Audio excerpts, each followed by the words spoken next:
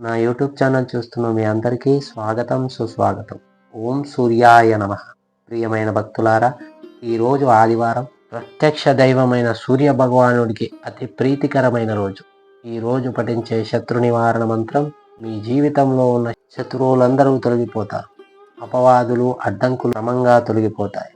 ఆదివారం సూర్యశక్తి, సూర్యుడి యొక్క తేజస్సు, కృప ఉంటే శత్రు బలం కరిగిపోతుంది.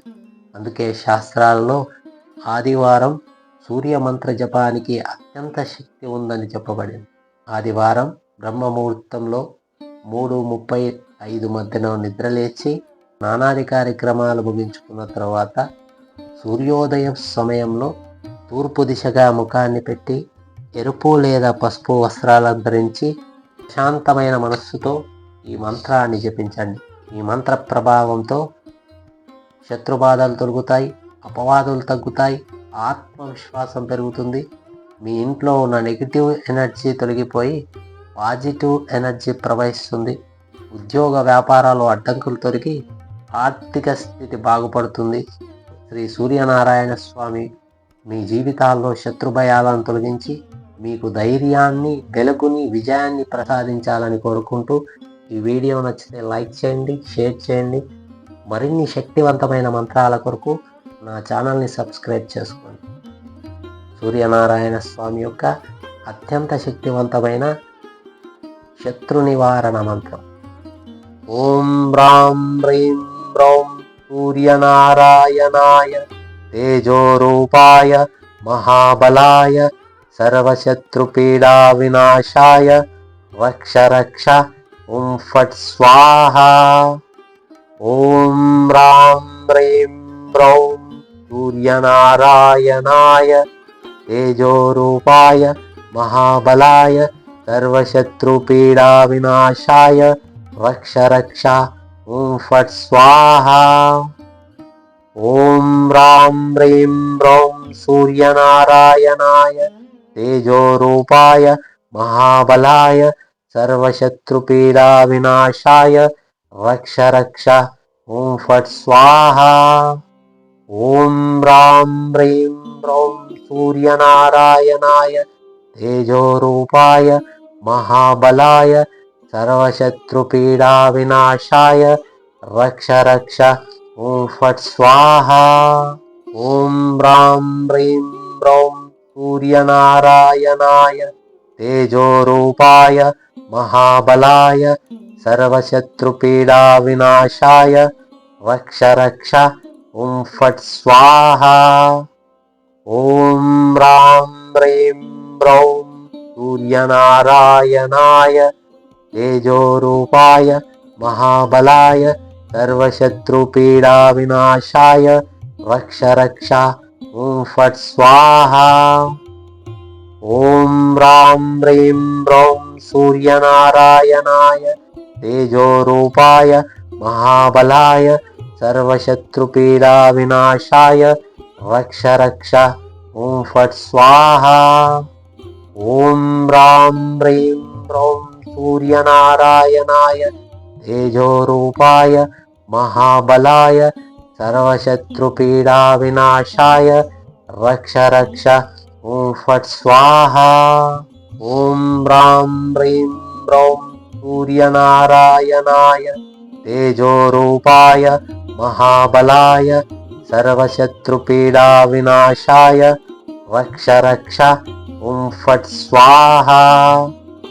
ఓం హ్రాం హ్రీం హ్రౌం సూర్యనారాయణాయ తేజోరూపాయ మహాబలాయ సర్వశత్రుపీడా వినాశాయ రక్ష రక్ష ఓం ఫట్ స్వాహా.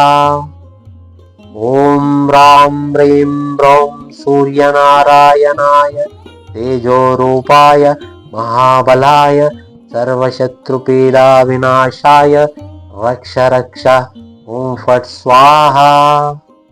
ఓం హ్రాం హ్రీం హ్రౌం సూర్యనారాయణాయ తేజోరూపాయ మహాబలాయ సర్వశత్రుపీడా వినాశాయ రక్ష రక్ష ఓం ఫట్ స్వాహా.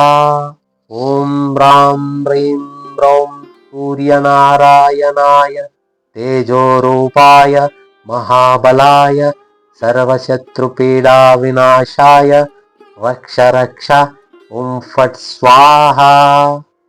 ॐ ह्रां ह्रीं ह्रौं सूर्यनारायणाय तेजोरूपाय महाबलाय सर्वशत्रुपीडाविनाशाय रक्ष रक्ष ॐ फट् स्वाहा।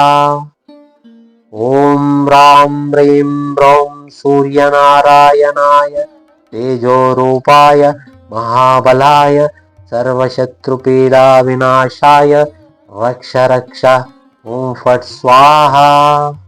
ॐ ह्रां ह्रीं ह्रौं सूर्यनारायणाय तेजोरूपाय महाबलाय सर्वशत्रुपीडाविनाशाय रक्ष रक्ष ॐ फट् स्वाहा।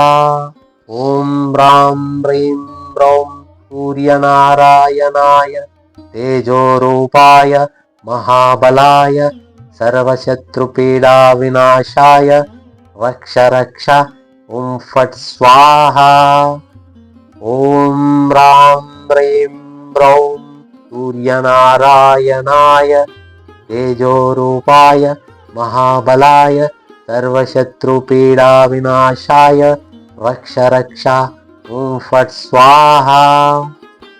ॐ ह्रां ह्रीं ह्रौं सूर्यनारायणाय तेजोरूपाय महाबलाय सर्वशत्रुपीडाविनाशाय रक्ष रक्ष ॐ फट् स्वाहा।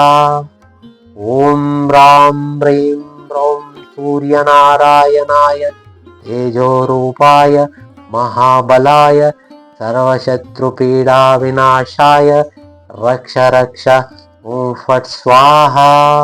ॐ ह्रां ह्रीं ह्रौं सूर्यनारायणाय तेजोरूपाय महाबलाय सर्वशत्रुपीडाविनाशाय रक्ष रक्ष ॐ फट् स्वाहा। ॐ ह्रां ह्रीं ह्रौं सूर्यनारायणाय तेजोरूपाय महाबलाय सर्वशत्रुपीडाविनाशाय रक्ष रक्ष ॐ फट् स्वाहा। ॐ ह्रां ह्रीं ह्रौं सूर्यनारायणाय तेजोरूपाय महाबलाय सर्वशत्रुपीडाविनाशाय रक्ष रक्ष ॐ फट् स्वाहा। ॐ ह्रां ह्रीं ह्रौं सूर्यनारायणाय तेजोरूपाय महाबलाय सर्वशत्रुपीडाविनाशाय रक्ष रक्ष ॐ फट् स्वाहा। ॐ ह्रां ह्रीं ह्रौं सूर्यनारायणाय तेजोरूपाय महाबलाय सर्वशत्रुपीडाविनाशाय रक्ष रक्ष ॐ फट् स्वाहा। ॐ ह्रां ह्रीं ह्रौं सूर्यनारायणाय तेजोरूपाय महाबलाय सर्वशत्रुपीडाविनाशाय